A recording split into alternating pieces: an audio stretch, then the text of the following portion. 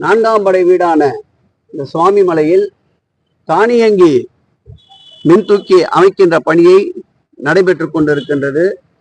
இந்த பணியை இன்றைக்கு ஆய்வு செய்தோம்.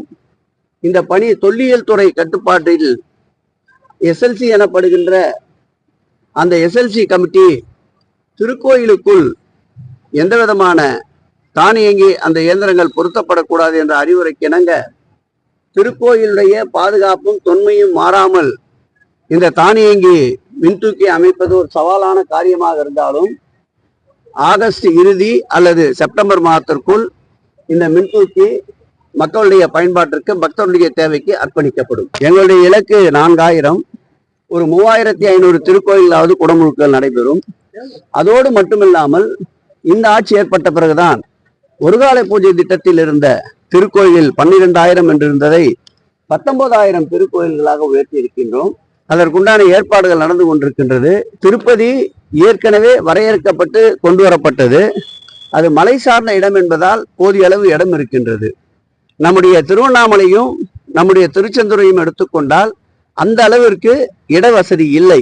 இருந்தாலும் இருக்கின்ற இடவசதியை பயன்படுத்தி திருச்செந்தூர் நம்முடைய 7/7/2025 அன்று குடமுழுக்கு காண இருக்கின்ற திருச்செந்தூர், அதேபோல் பழனி, திருவண்ணாமலை போன்ற திருக்கோயில்களில் கியூ வரிசை ஏற்பாடு செய்வதற்கும் ஆன்லைனிலே சிறப்பு தரிசனத்திற்கு இந்த குறிப்பிட்ட அந்த நேரத்தை ஒதுக்கி திருப்பதியை போல் சிறப்பு தரிசனத்திற்கு விவிஐபி தரிசனத்திற்கும் ஏற்பாடு செய்கின்ற பணிகளை துவங்கி இருக்கின்றோம். வெகு விரைவில் மாண்புமிகு முதலமைச்சர் அவருடைய உத்தரவை பெற்று அந்த பணிகள் நிறைவு செய்யப்படும். ஒரு சில திருக்கோயில்கள் ஏஎஸ்ஐயில் இருக்கின்றது. அவர்கள் எந்த விதமான அனுமதிக்கும் ஒத்து வருவதில்லை.